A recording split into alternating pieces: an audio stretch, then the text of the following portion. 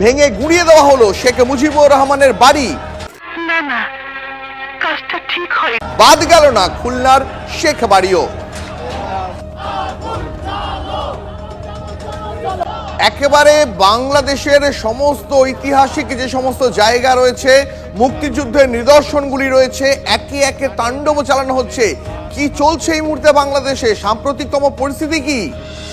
বাড়ি নয়, শেখ মুজিবের আত্মীয় স্বজন যারা রয়েছেন, শেখ হাসিনার পরিবার এবং শেখ হাসিনার যে বোন রয়েছে রেহানা, তার বাড়ি ঘর কোনোটাই কিন্তু বাকি রাখা হয়নি। গতকাল তুমি জানো যে একটা বিবৃতি দেওয়ার কথা ছিল, সেই বিবৃতি যখন শুরু হয়, আওয়ামী লীগের যে ফেসবুক পেজ রয়েছে সেখানে সেটা সম্প্রচারিত হয়। আগে থেকেই ঘোষণা করেছিল যে আক্রমণ হবে ফ্যাসিস্টদের উপরে, সেই মতোই কিন্তু গোটা রাত ধরে তাণ্ডব চালিয়েছে। এখানে তো তাহলে প্রশ্ন উঠছে যে তাহলে প্রশাসন বা ইউনূস সরকার আগে থেকে কেন বাড়তি সতর্ক ছিল না? জানি না।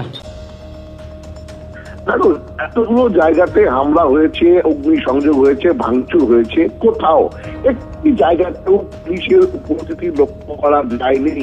অন্যান্য সময় ইউনূস সরকার যেভাবে পুলিশ দিয়ে বিভিন্ন রকম আন্দোলনকে দমিয়েছে, বিভিন্ন রকম বিশ্ববিদ্যালয়ের গন্ডগোলকে দমিয়েছে, কিন্তু এক্ষেত্রে নির্বিকার, একেবারে চুপ, কোথাও পুলিশের দেখা নেই। এখনো পর্যন্ত কিন্তু কোথাও কোনো পুলিশের অ্যাক্টিভিটি বা সেনার কোনো অ্যাক্টিভিটি কিন্তু আমাদের নজরে পড়েনি।